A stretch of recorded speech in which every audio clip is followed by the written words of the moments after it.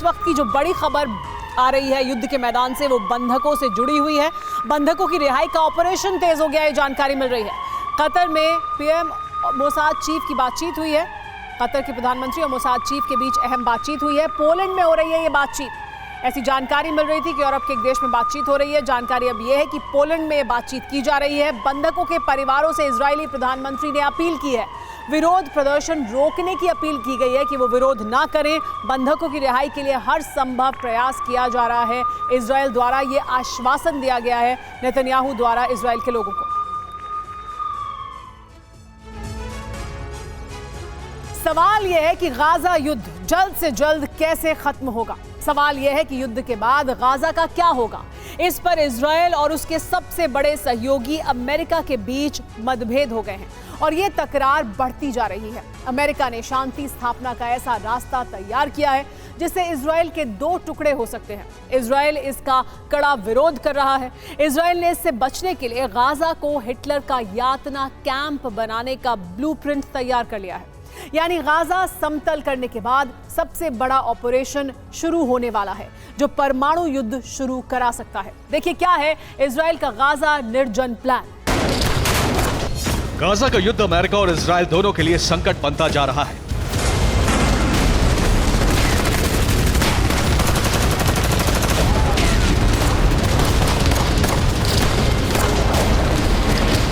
जितनी रफ्तार से गाजा में इजरायल का ग्राउंड ऑपरेशन चल रहा है, उतनी ही रफ्तार से दोनों देशों पर युद्ध विराम का दबाव बढ़ रहा है।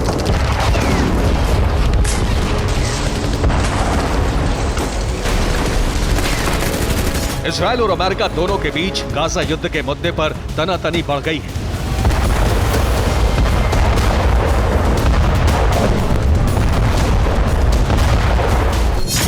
अमेरिका चाहता है कि जल्द से जल्द गाजा में युद्ध विराम हो और गाजा में नई सरकार की स्थापना की जाए, जबकि इजरायल चाहता है कि युद्ध विराम उसके लक्ष्य पूरे होने के बाद गाजा में उसकी मनचाही शासन व्यवस्था लागू होनी चाहिए।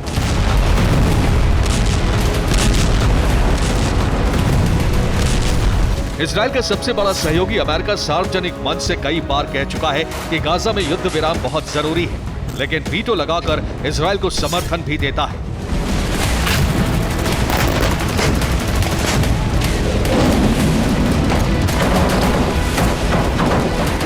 युद्ध की वजह से अमेरिका के रिश्ते अरब देशों से बिगड़ रहे हैं और इसीलिए अमेरिका अरब में अपना वर्चस्व बचाने के लिए युद्ध के समाधान का 2 स्टेट फॉर्मूला लागू करने की कोशिश में है।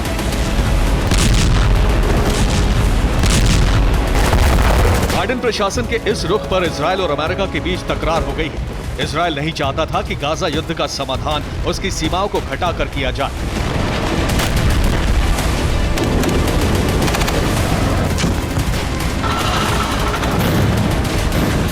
इजरायल ने अमेरिका से अपील की है कि सार्वजनिक मंचों पर 2 स्टेट सॉल्यूशन की बात न की जाए।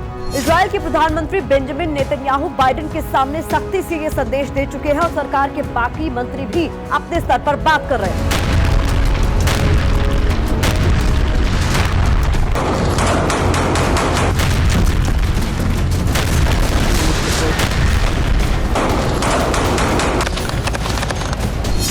इजरायली प्रधानमंत्री बेंजामिन नेतन्याहू ने कहा है कि अमेरिका 2 स्टेट सॉल्यूशन पर चर्चा ना करे।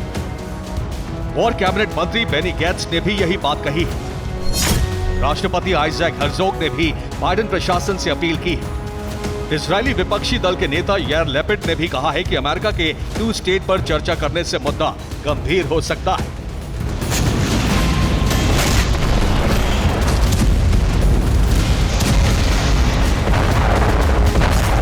दरअसल अमेरिका ने युद्ध रुकवाने के लिए कई तरह के समाधान तैयार किए हैं और बाइडेन को सबसे मुफीद जो प्लान लगा उससे इजरायल सहमत नहीं है।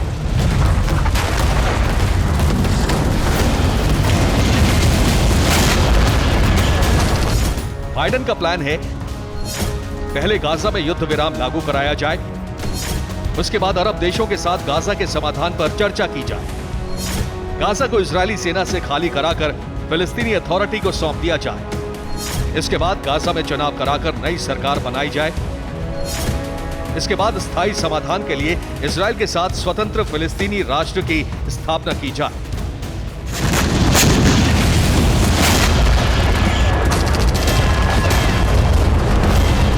लेकिन जंग में अपने सैनिकों और नागरिकों को गंवाने वाले इजरायल को यह मंजूर नहीं है।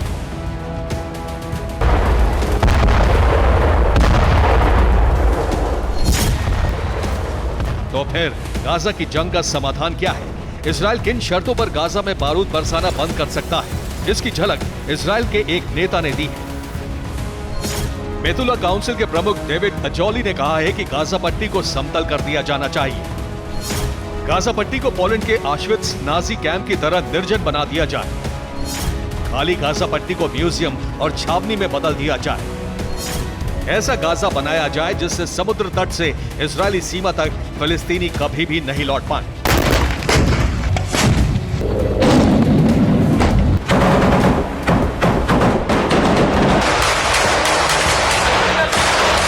जंग में उत्तरी गाजा का बड़ा हिस्सा समतल हो चुका है और दक्षिण में भी यही हो रहा है। तो क्या इजरायल गाजा को ऑश्विट्ज की तरह म्यूजियम बनाने की तरफ बढ़ रहा है? ये समझिए कि गाजा में इजरायल का म्यूजियम प्लान है क्या। गाजा पट्टी में दक्षिणी छोर पर शौकत अल सूफी के नजदीक 6.5 वर्ग किलोमीटर के इलाके में पहला म्यूजियम बनाया जा सकता है। यह यहूदी धर्म के उदय से जुड़े धरोहरों का केंद्र होगा। यहाँ यहूदी धर्म के इतिहास से जुड़ी कलाकृतियां और रचनाएं रखी जाएंगी। दूसरा म्यूजियम गाजा के खान यूनुस में बनाया जा सकता है। ये 10 वर्ग किलोमीटर के क्षेत्र में हो सकता है। इस म्यूजियम में यहूदी रोमन युद्ध से जुड़े दस्तावेज, पहली यहूदी क्रांति से जुड़ी धरोहर और कलाकृतियां रखी जाएंगी। यानी सन 66 से 135 ईस्वी का यहूदी इतिहास केंद्र बनाया जाएगा। गाजा पट्टी में तीसरा म्यूजियम उत्तरी हिस्से के जबालिया कैंप में बन सकता है। यह 12 वर्ग किलोमीटर क्षेत्र में फैला हो सकता है।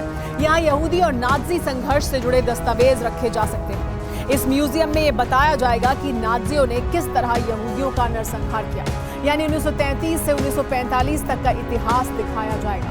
बाकी गाजा पट्टी में अंडरग्राउंड सिटी बनाई जा सकती है। जमीन पर आईडीएफ की बड़ी बड़ी छावनियां बनाई जा सकती हैं और सिक्योरिटी के लिए इलेक्ट्रॉनिक सिक्योरिटी सिस्टम लगाए जा सकते हैं।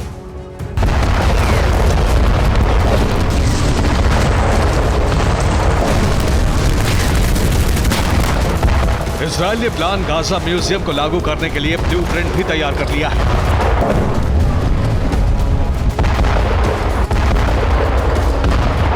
गाजा में अभी जो ऑपरेशन चलाया जा रहा है उस पर इजरायल के अंदर भी विरोध के स्वर हैं।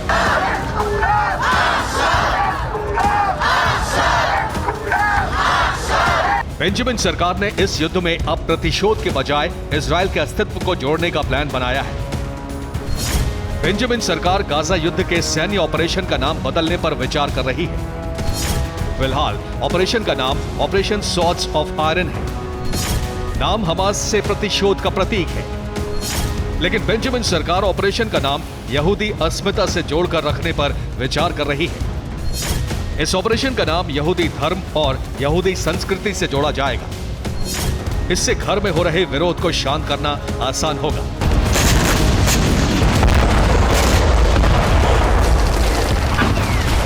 साथ ही इजरायल ये संदेश देने की कोशिश करेगा कि वो अपने अस्तित्व पर आए खतरे को मिटाने की जंग लड़ रहा है।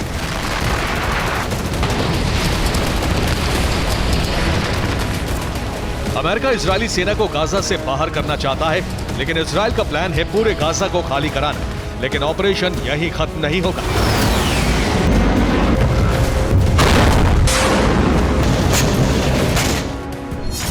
इजरायल का प्लान है कि गाजा से हमास के लड़ाकों को गिरफ्तार किया जाए।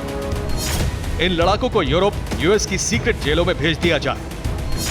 गाजा से हमास के ओवरग्राउंड वर्कर्स खत्म कर दिए जाए। इसके बाद हमास की टॉप लीडरशिप को खत्म करने का ऑपरेशन शुरू किया जाए। ऑपरेशन म्यूनिख की तरह हमास नेताओं की हत्या की जाए।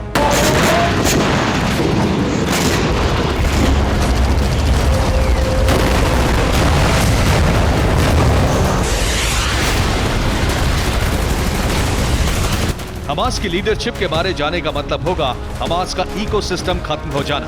अमेरिका जिस तरह का प्लान बना रहा है, इजरायल इससे उलट सोच रहा है, जिससे जंग और भड़केगी। इसीलिए अमेरिका और इजरायल में तकरार बढ़ती जा रही है और युद्ध विध्वंस की तरफ बढ़ता जा रहा है। Bureau report, TV9 Bharat. रविवार की रात गाजा के लिए सबसे विध्वंसक रात साबित हुई। गाजा के कई इलाकों में इजरायली सेना ने जमकर बारूद बरसाया। खासकर देर अल बला, खान यूनुस और जबालिया कैंप में इजरायली सेना ने जबरदस्त हमला किया। इजरायल का अटैक इतना असरदार साबित हुआ कि इजरायल ने खान यूनुस पर पूरी तरह कंट्रोल हासिल कर लेने का दावा किया है। दूसरी तरफ हमास और अल कुद्स बटालियन ने हाथ मिला लिया है। जेनिन ब्रिगेड ने भी पूरी ताकत लगा दी है। इजरायली सेना को अब इन गुटों के प्लानिंग के साथ किए जा रहे हमलों से निपटना होगा। हवा में फाइटर जेट और जमीन पर इजरायली आर्टिलरी। बारूद की ऐसी बरसात कि इमारतों के टुकड़े टुकड़े हो गए। एक ही मिनट के भीतर 10 से ज्यादा धमाके हो रहे थे।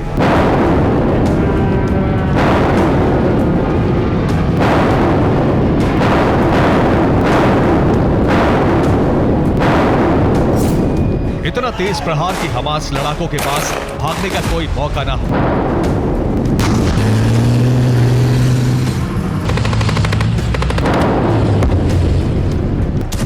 रविवार की रात गाजा का एक बड़ा इलाका दहलता रहा। Rafah border, Khan Younis, Shujaiya camp, Juhr al Dik, Beit Lahia और जबालिया इलाकों में भारी बमबारी की गई।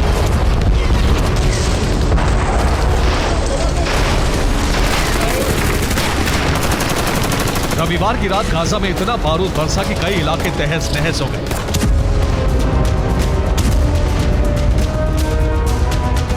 खान यूनुस को घेर चुके इजरायली फोर्स ने यहां रिहायशी इलाकों से लेकर अस्पतालों तक पर गोलाबारी की। इजरायली गोलाबारी की वजह से कई अस्पतालों में अफरा तफरी मच गई। खान यूनुस के एक बच्चों के अस्पताल पर भी मोर्टार दागे गए। इजरायल के हमले में एक बच्चे की मौत और कई बच्चों के जख्मी होने की खबर है। इजरायल की आर्टिलरी से यहां गोलाबारी की गई, जिसकी वजह से दीवारों और छत को नुकसान पहुंचा है। सोमवार को इजरायली सेना ने खान यूनुस को नियंत्रण में लेने का दावा कर दिया।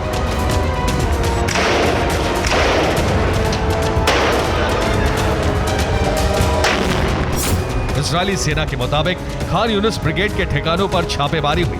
खान यूनुस ब्रिगेड के कमांडर के ठिकाने तक सेना पहुंच गई। खान यूनुस में कई सुरंग और तहखानों की तलाशी ली गई।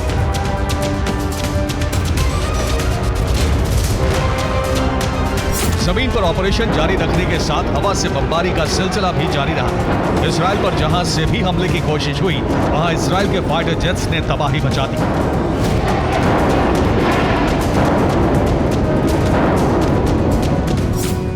लिब्ना इलाके में इजरायल का हवाई हमला। इजरायल पर एंटी टैंक मिसाइल दागने की कोशिश। लिब्ना में हमास के ठिकाने पर इजरायल ने बमबारी की। लेकिन अभी हमास की अनगिनत सुरंगें सेना के लिए मुसीबत बनी हुई है। हमास लड़ाकों का पीछा कर रहे इजरायली जवानों को ये सुरंग नजर आई। सुरंग के भीतर से गोलियां चल रही थी। इजरायली सैनिकों ने घेर कर इस सुरंग में कई ग्रेनेड फेंके। इजरायल के लिए सबसे बड़ी चुनौती सुरंगों का जाल और हमास के पास मौजूद हथियारों का जखीरा है। यही वजह है कि इजरायल अब हमास के वेपन रूट को खत्म करने वाला है, ताकि भविष्य में इजरायल को ऐसी मुसीबत से सामना ना करना पड़े।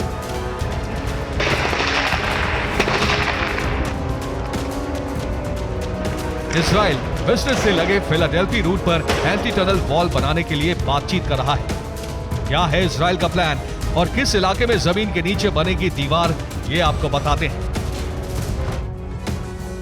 इजरायल को डर है कि दुनिया के दबाव में सीज फायर होगा और हमास फिर मजबूत बन जाएगा। इसीलिए इजरायल परमानेंट सोल्यूशन चाहता है। गाजा और मिस्र के बीच की इसी सीमा को फिलाडेल्फी कॉरिडोर कहा जाता है। 14 किलोमीटर का ये एरिया बहुत अहमियत रखता है। भूमध्य सागर से लेकर कैरम शलोन क्रॉसिंग तक के इसी एरिया से गाजा से मिस्र में जाया जा सकता है। 1979 के बाद से ये बफर जोन है। गाजा और मिस्र के बीच कंटीले तारों की फेंसिंग है, लेकिन हमास सुरंग का इस्तेमाल करता है और हथियारों की सप्लाई सुरंग से ही होती है। इजरायल अब जमीन के नीचे एंटी टनल दीवार बनाना चाहता है, ताकि सुरंग ना बन सके और जो सुरंगें हैं वो बंद हो जाएं। पुरानी सुरंग बंद होने के साथ नई सुरंग भी नहीं बन सकेगी। इजरायली सेना की गाड़ी पर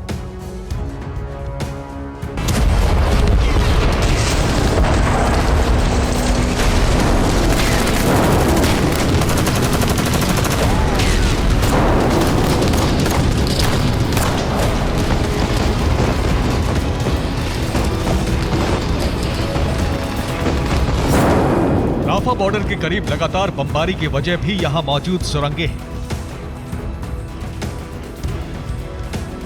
इजराइल ने यहां कई इमारतों पर बमबारी की है।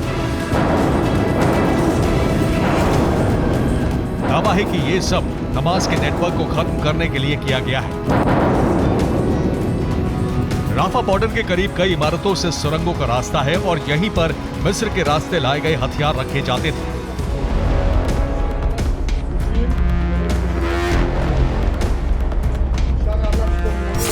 हालांकि नुकसान इजराइल को भी उठाना पड़ रहा है। अल कुद्स ब्रिगेड ने वीडियो जारी किया है और दावा किया है कि इजराइल को अपने कई टैंक गंवाने पड़े हैं।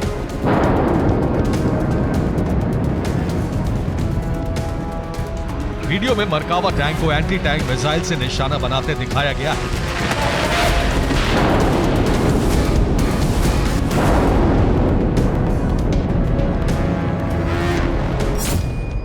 गाजा के स्वास्थ्य मंत्रालय का दावा है कि सिर्फ जबालिया कैंप में 90 लोगों की मौत हो गई है।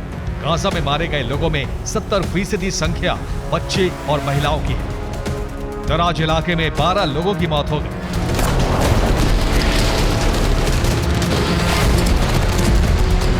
हमास लड़ाकों का गुरिल्ला प्रहार भी जारी है।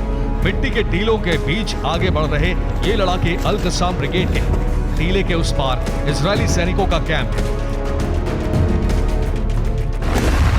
लेकिन सेना को जरा भी अंदाजा नहीं कि हमास लड़ाके उनके करीब हैं। हमास लड़ाके इसी तरह सुरंगों और रिहायशी इलाकों से निकलकर अचानक हमले कर रहे हैं। ऐसे हमलों की वजह से ही इजरायल के कई सैनिकों की मौत हुई और हर दिन इजरायली सैनिक जख्मी हो रहे हैं। ये नुसरत कैंप की तस्वीरें हैं। इजरायल ने यहाँ रविवार रात हवाई हमला किया था। हवा से घातक बम गिरने की वजह से 10 घर मलबा बन गए।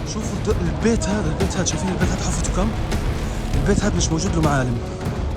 البيت هذا مش موجود. दावा है कि इजरायल का बम इतना शक्तिशाली था कि 45 लोगों की मौत हो गई। हमास का दावा है कि यहाँ बच्चों की मौत हुई। البطون كان موجود في هذا المكان يعني حفرة بتحكي أكثر من. रविवार से हमलों में तेजी की सबसे बड़ी वजह इजराइल पर सीज फायर का बढ़ता दबाव है। इजराइल को लग रहा है कि अमेरिका के दबाव में सीज फायर का ऐलान हो सकता है, इसलिए गाजा में भारी तबाही का दौर शुरू हो गया है। हमास की तीनों ब्रिगेड अब तालमेल मिलाकर हमले कर रही है। 3 बंधकों के मारे जाने से दुनिया भर में इजराइल विरोधी प्रदर्शन बढ़ गए।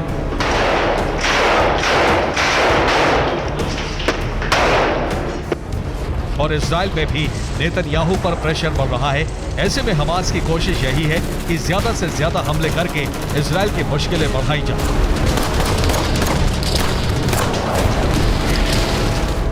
फिलहाल इजरायली सेना अपने सबसे बड़े टारगेट यानी याहिया सिनवार को तलाशने के लिए खान यूनिस में दाखिल हो चुकी है। इजरायली सेना यहां हमास नेताओं से जुड़े तमाम इमारतों की तलाशी ले रही है और कुछ इलाकों में हमास के लड़ाके और सेना के बीच आमने सामने की जंग चल रही है।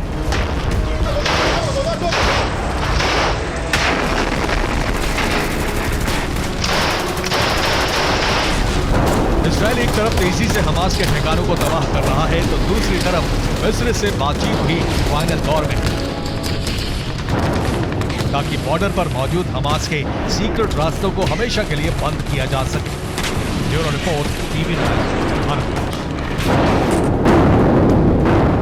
इस वक्त की बड़ी खबर जो युद्ध के मैदान से आ रही है वो ये कि इजरायली सेना की गाड़ी पर हमला हुआ। कॉनेट एंटी आर्मर मिसाइल से अटैक किया गया। हमास के घातक हथियार का वीडियो भी सामने आया है। कॉनेट मिसाइल से लैस हमास लड़ाके और उनका ये हमला इजरायल की गाड़ी पर। बीते 72 दिनों से इजरायल की सेना इंतकाम की आग में सुलग रही है। बीते 72 दिनों से 7 अक्टूबर के गुनाहगारों को तलाश रही है। बीते 72 दिनों से गाजा में बारूदी कोहराम मचा रही है। वैसे तो गाजा का करीब आधे से ज्यादा हिस्सा आईडीएफ के कंट्रोल में आ चुका है, मगर अब भी नेतन्याहू के 2 प्राइम टारगेट याहिया सिनवार और अबू अबैदा फरार हैं। आईडीएफ के शिकंजे से कोसों दूर हैं, लेकिन इसी बीच सिनवार से जुड़ा बड़ा सुराग खान यूनुस में मिला है। जमीन के भीतर 4 किलोमीटर लंबा पाताल लोक कैमरे में कैप्चर हुआ। जानते हैं इस टनल को सिनवार का ठिकाना बताया जा रहा है, लेकिन कैसे सुरंग महल का पर्दाफाश होने के बाद भी बच गया है सिनवार। देखिए इस सुपर एक्सक्लूसिव रिपोर्ट।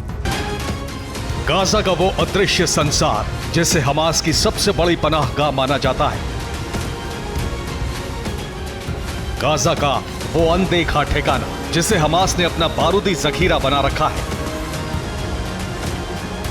गाजा के उसी पाताल लोक की सुपर एक्सक्लूसिव तस्वीरें आज दुनिया के सामने आई।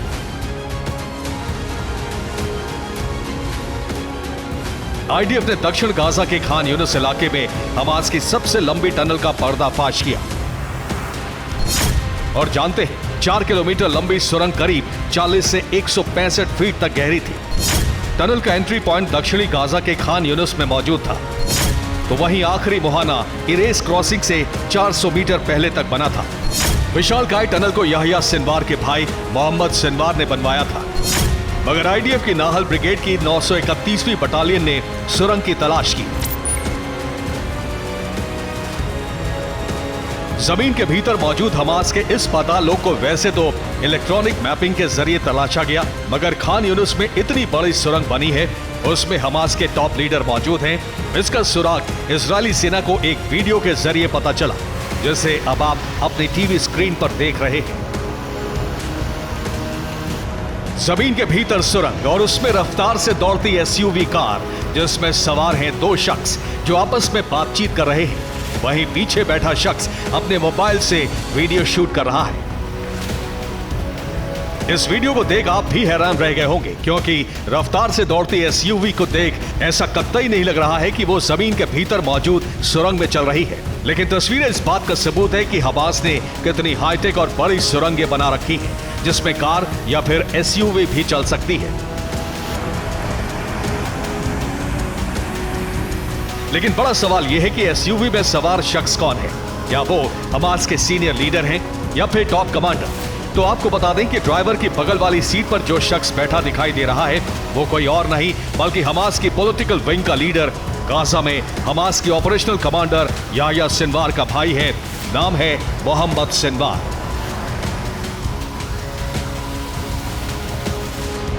याहिया सिनवार का भाई और हमास का टॉप कमांडर मोहम्मद सिनवार अपनी एसयूवी में सवार होकर सुरंगों में घूमता दिखाई दिया।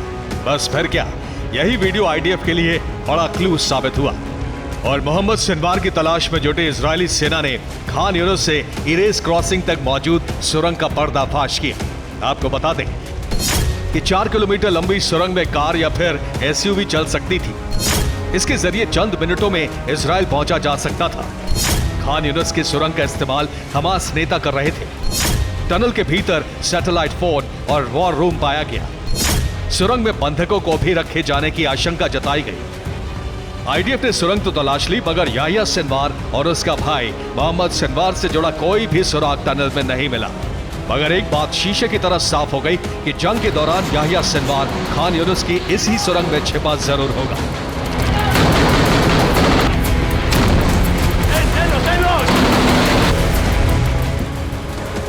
लेकिन बड़ा सवाल यह है कि जिस शख्स की तलाश मोसाद, MI6, CIA और FBI जैसी खुफिया एजेंसी कर रही हो, जो सिर्फ 350 वर्ग किलोमीटर के इलाके में मौजूद हो, बावजूद इसके आईडीएफ और दुनिया की तमाम बड़ी एजेंसियों के हाथ खाली क्यों हैं?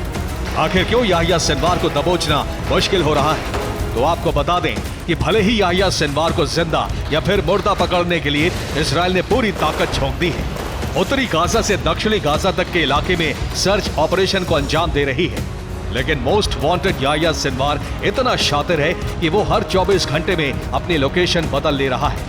दावा तो यहां तक किया जा रहा है कि याहिया सिनवार गाजा से फरार हो चुका है।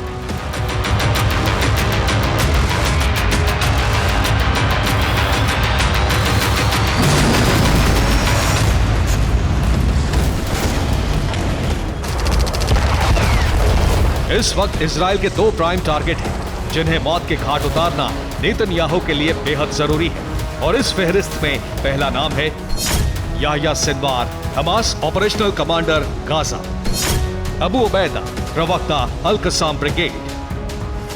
याहिया सिनवार और अबू उबैदा को मारने के लिए इजरायल ने पूरी ताकत झोंक रखी है, क्योंकि यही वो 2 शख्स हैं जिन्होंने 7 अक्टूबर को इजरायल पर हमले की साजिश रची।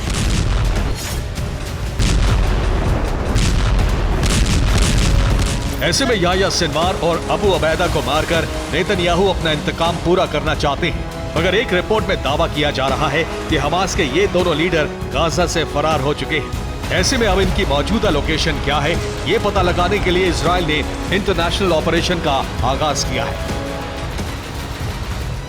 Bureau report, TV9 Bharat.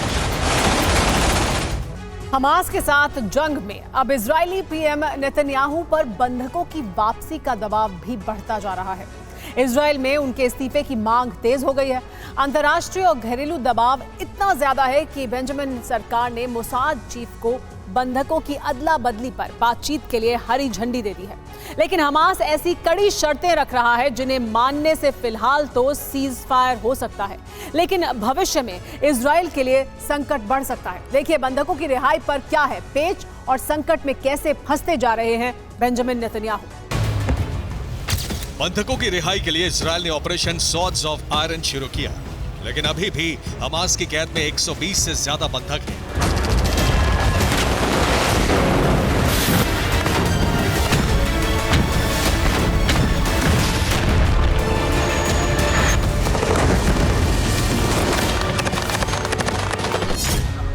इन बंधकों की रिहाई के लिए बेंजामिन सरकार पर दबाव बढ़ता जा रहा है। तेल अवीव सहित इजरायल के अलग अलग शहरों में बंधकों की रिहाई के लिए प्रदर्शन हो रहे हैं।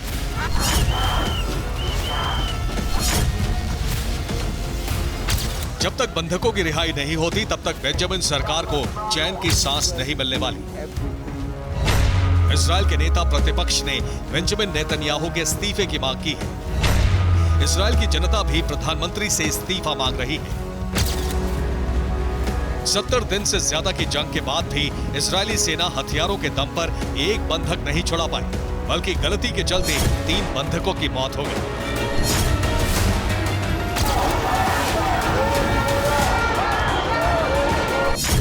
इजरायली बढ़ते हुए दबाव को देखते हुए मोसाद चीफ डेविड बार्निया को बंधकों की रिहाई पर बातचीत आगे बढ़ाने के निर्देश दे दिए हैं।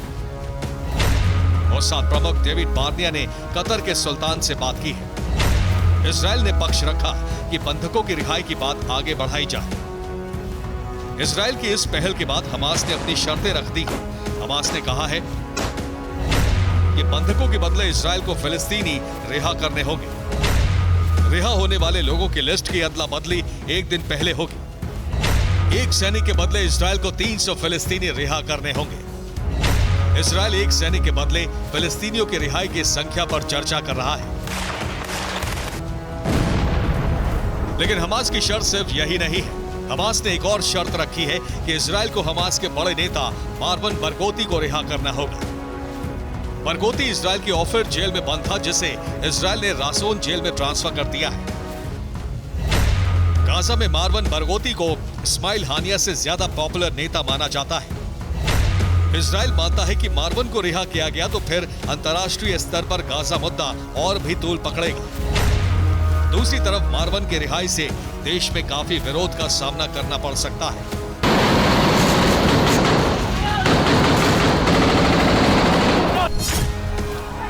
लेकिन अगर रिहाई की शर्तों पर इजरायल राजी नहीं होता है तो संकट और भी बढ़ सकता है, क्योंकि गाजा में लोगों के भूखे मरने की नौबत आ गई है। गाजा में सीमित मात्रा में ही राहत सामग्री पहुंचाई जा रही है। इतनी राहत सामग्री लोगों के लिए पर्याप्त नहीं है और यूएन का दबाव है कि इजरायल को राहत सामग्री पहुंचाने के लिए सीज फायर किया जाए।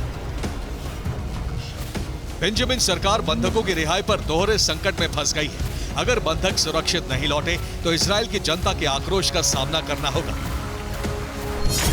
हमास की शर्तों पर राजी हुए तो भविष्य में बड़े खतरे का सामना करना होगा। Bureau report, TV9 Bharat.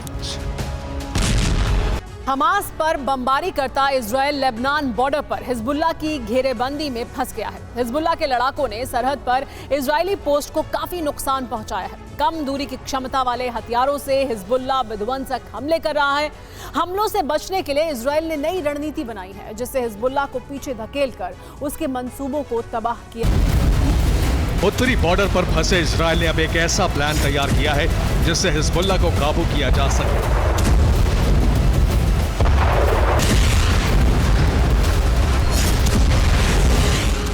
इसी से बौखलाए हिजबुल्लाह ने इजराइल पर हमले तेज कर दिए हैं, लेकिन इजराइल अपनी रणनीति से आगे बढ़ रहा है। न सिर्फ हिजबुल्लाह के ठिकाने तबाह किए जा रहे हैं, बल्कि हिजबुल्लाह के लड़ाकों को पीछे हटने को मजबूर कर दिया गया है। दरअसल हिजबुल्लाह इजरायली बॉर्डर पर सैन्य ठिकानों पर लगातार हमले कर रहा है, जिसमें मेटुला पोस्ट, मनारा पोस्ट, अबीबिम, शेतुला, जारेद, अनीता और शेलुमुई पोस्ट पर काफी नुकसान पहुंचाया। दरअसल हिजबुल्लाह के पास कम दूरी से मार करने वाले हथियारों की अच्छी खासी खेप है, जिसमें बुरकान रॉकेट्स और एंटी टैंक गाइडेड मिसाइल भी शामिल है। इसके अलावा बॉर्डर के पास ठिकाने होने से हिजबुल्लाह के लड़ाके हमला करके भाग जाते हैं।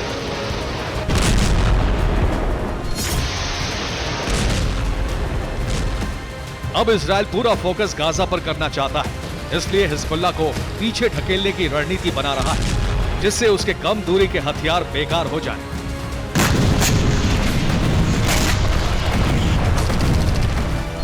यही वजह है कि वो हिजबुल्लाह लड़ाकों को लितानी नदी और अल खियाम के पीछे ओक की पहाड़ियों तक ढकेल देना चाहता है, जिससे उनकी कम दूरी के हथियार इजरायली पोस्ट पर हमला ना कर पाए।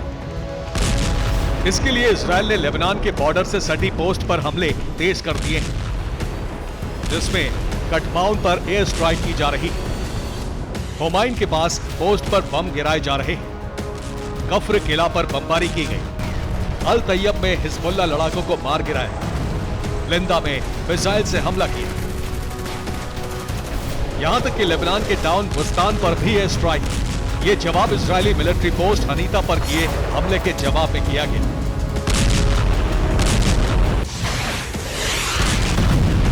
खास बात यह है कि हिजबुल्लाह के अधिकतर ठिकाने इजरायली बॉर्डर से सिर्फ 3 किलोमीटर के अंदर है, इसलिए हिजबुल्लाह लगातार हमले कर रहा है।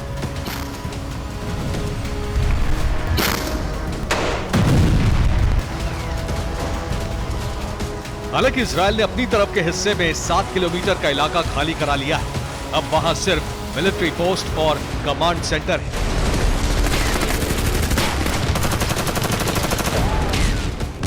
इससे बौखलाए हिजबुल्लाह ने अब मिलिट्री इंफ्रास्ट्रक्चर को निशाना बनाना शुरू कर दिया है। ज्यादा नुकसान ना हो, इजरायल पलटवार करके ओक हिल्स तक हिजबुल्लाह को खदेड़ना चाहता है।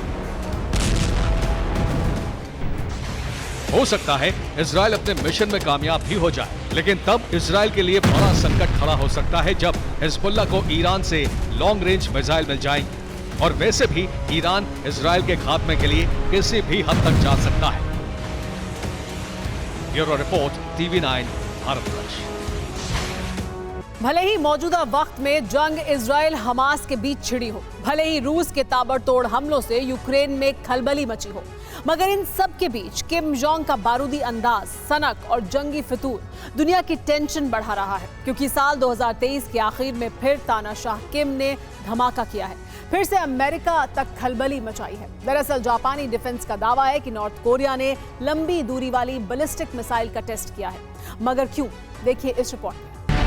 दुनिया का सबसे ताकतवर मुल्क अमेरिका, जिसका पावर सेंटर व्हाइट हाउस है, जिसका सैन्य हेडक्वार्टर पेंटागन है, वो अब किसी भी वक्त बारूदी प्रहार से थर्रा सकता है। इतना ही नहीं, यूएस की राजधानी वॉशिंगटन के साथ साथ इकोनॉमिक कैपिटल न्यूयॉर्क मिसाइल हमले में तबाह हो सकती है।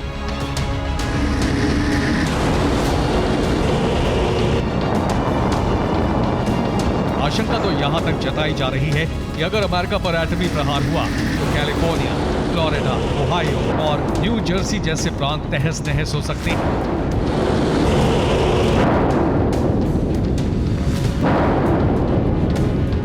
दरअसल ये आशंका यूं ही नहीं जताई जा रही है। इसके पीछे की वजह है नॉर्थ कोरिया और वहां का supreme leader Kim Jong Un, जो अपनी जंगी सनक और प्रतिद्वंदी को तबाह करने के लिए कुख्यात है। और आपको बता दें कि तानाशाह किम ने अमेरिका के विनाश की स्क्रिप्ट लिख दी। आखिर कैसे, ये भी जान लीजिए। दरअसल जापानी डिफेंस की माने तो नॉर्थ कोरिया ने नई ICBM का टेस्ट किया है, जिसकी मारक क्षमता 15,000 किलोमीटर तक है। मिसाइल का मलबा सी ऑफ जापान में जाकर गिरा, जापान के ओकोशिरी आइलैंड से महज 250 किलोमीटर दूर। मिसाइल टेस्ट की खबर सामने आने के साथ ही जापान से अमेरिका तक खलबली मच गई। व्हाइट हाउस से पेंटागन तक खौफ में आ गया, क्योंकि तानाशाह किम ने जिस इंटरकॉन्टिनेंटल बैलिस्टिक मिसाइल का टेस्ट किया वो वानसोंग 17 और 15,000 किलोमीटर के दायरे में सब कुछ खाक करने की ताकत रखती थी।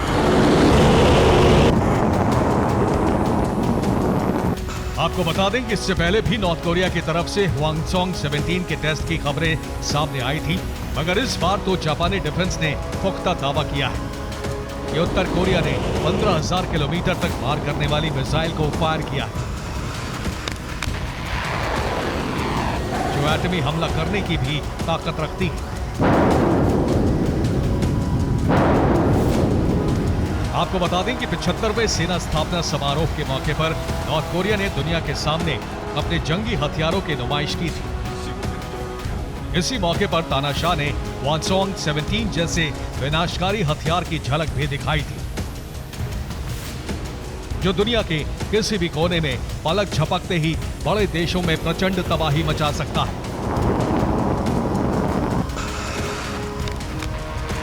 छोटे मोटे मुल्कों की तो बेसाथी है। इस विध्वंसक वेपन के जरिए तानाशाह किम अमेरिका के हर शहर, हर स्टेट को निशाना बना सकता है, तहस नहस कर सकता है। वानसोंग 17 की ताकत को देख महाशक्ति अमेरिका भी सहमा हुआ है, क्योंकि नॉर्थ कोरिया ने दावा किया है कि सॉलिड फ्यूल टेक्नोलॉजी पर आधारित सनकी का ये नया ब्रह्मास्त्र दुनिया के कोने कोने में तबाही मचाने की कुव्वत रखता है।